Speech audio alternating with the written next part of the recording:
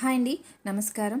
ఈరోజు మినప వడలు అయితే చేస్తున్నానండి. దానికి ఫస్ట్ గుళ్ళపప్పు తీసుకున్నాను. ఒక పావు గ్లాస్ తీసుకుని బాగా కడిగేసుకుని 4-5 గంటలు నానబెట్టుకోవాలి. ఇలా నానిన పప్పుని ఇప్పుడు మిక్సీ జార్లో వేసుకోవాలండి. ఫస్ట్ మిక్సీ జార్లో మనం ఇక్కడ అల్లం, పచ్చిమిరపకాయలు, ఒక స్పూన్ జీలకర్ర వేసుకుని కొద్దిగా గ్రైండ్ చేసుకోవాలి. అది గ్రైండ్ అయిన తర్వాత నానిన మినపప్పుని దాంట్లో కొద్దిగా వేసుకుంటూ మనం గ్రైండ్ చేసుకోవాలండి. మనం తగినట్టుగా నీళ్లు పోసుకుంటూ మధ్యలో ఇలా గ్రైండ్ చేసుకోవాలి.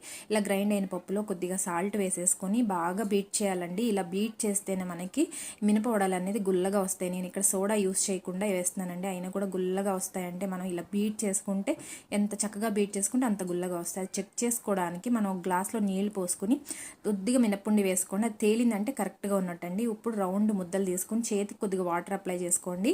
మనకి రౌండ్ ముద్దలు ఎంత కావాలంటే అంత తీసుకుని డీప్ ఫ్రై చేసుకోవాలండి. ఎర్రగా అయ్యే వరకు మనం అటు ఇటు తిప్పుకుంటూ డీప్ ఫ్రై చేసుకుంటే మనకి మినప వడలు అయితే చక్కగా ఇలా రెడీ అయిపోతాయి. చాలా గుల్లగా ఉంటాయని, టేస్ట్ చాలా బాగుంటుంది. ఒకసారి ట్రై చేసుకోండి.